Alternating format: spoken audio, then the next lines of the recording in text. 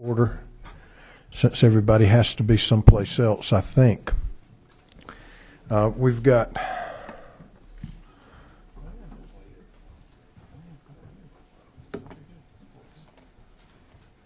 one bill on the calendar, HB 924.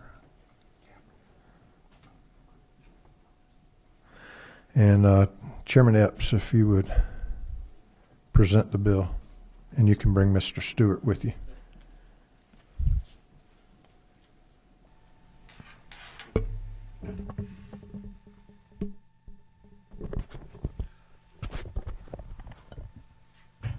Thank you, Mr. Chairman, and are we on? We on? Okay. Mr. Chairman, committee members, we have today HB 924 by substitute, and basically, I think if you're following me with the bill, in section 1. Lines 20 through 24, I think gives you the importance that I feel that this is of value to our state as far as the entity of qualified job training is concerned. In this particular instance, the specialization is in the retail sales of donated items.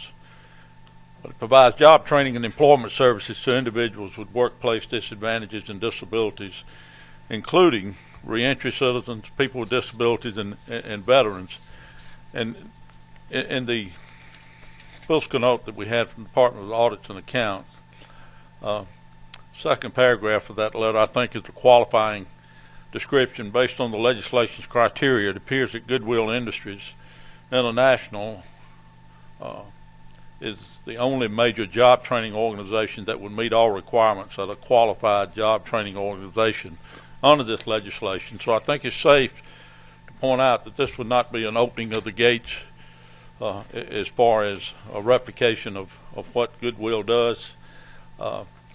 And the major changes that the substitute offers from our original bill is under section 1, paragraph D, in which it specifies that an annual report has to be made to the Department of Revenue, which contains the number of individuals trained in the program, number of individuals employed by the organization after receiving this training, and then the number of individuals employed full-time outside of this organization.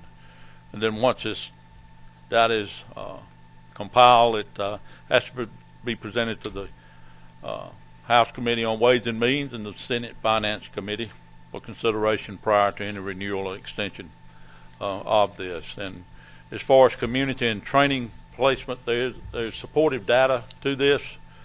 Goodwill placed a total of 27,713 job seekers into the job market in 2014 at an average hourly wage of $9.52. The ripple effect of this and those jobs throughout the economy generated an additional 1,890 jobs for a total job impact of 29,603 jobs with a total wage figure of $226 million, which had a total economic impact on our state of $617 million. So I think the program and what Goodwill does more than justifies what this legislative initiative does provide. And I think, as I stated earlier, that their organizational structure, their dedication to job training and a qualified job training status sets them apart and doesn't yield us a threat to this becoming a panacea. So if there's any questions, we'd be glad to entertain them. I have with me Mr. Al Stewart with Goodwill, who is their economic liaison to us. Thank you. Questions of the author or Mr. Stewart. Leader Abrams. Thank you, Mr. Chairman. The one question I raised with Chairman Epps, and maybe better handled when we're doing discussion, is on line 22, we use the capitalized term reentry citizens, but I do not believe this is a defined term in the Georgia Code. And so just would raise that as a flag for something for us to adjust before final passage, or perhaps it can be handled at a later date. But that would be my concern about the bill. Otherwise, I think it's a good idea. Response? You know, in talking to Ms. Stewart, reentry, I think, was a term that they obtained from the, the governor's vocabulary of. Are we talking like as part of his transition from in the criminal justice reform? Yes.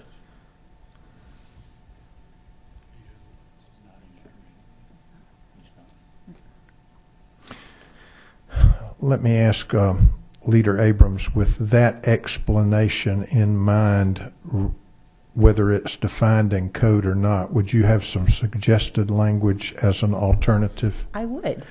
That surprises me.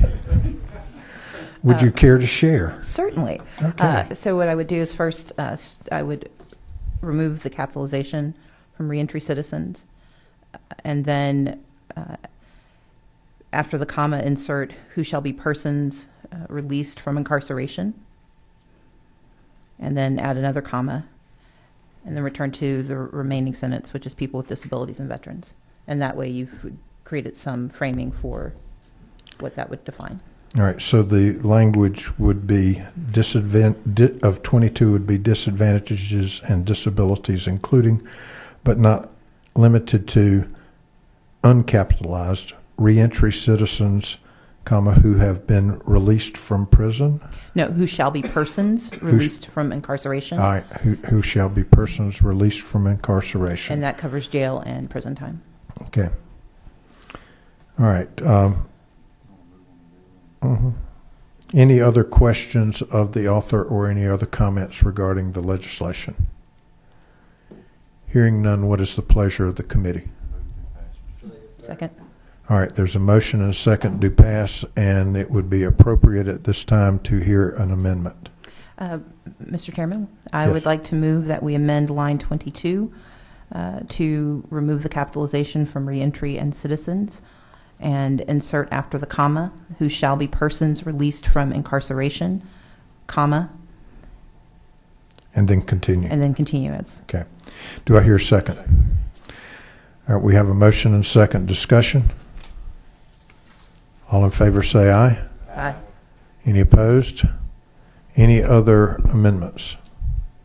Hearing none, we'll go to the main question on the motion do pass as amended via committee substitute, which will be transmitted to rules. All in favor say aye. Aye. Any opposed? That's the only, it passes on to rules, and that's the only item on the agenda. We are adjourned. Thank you very much. Thank you.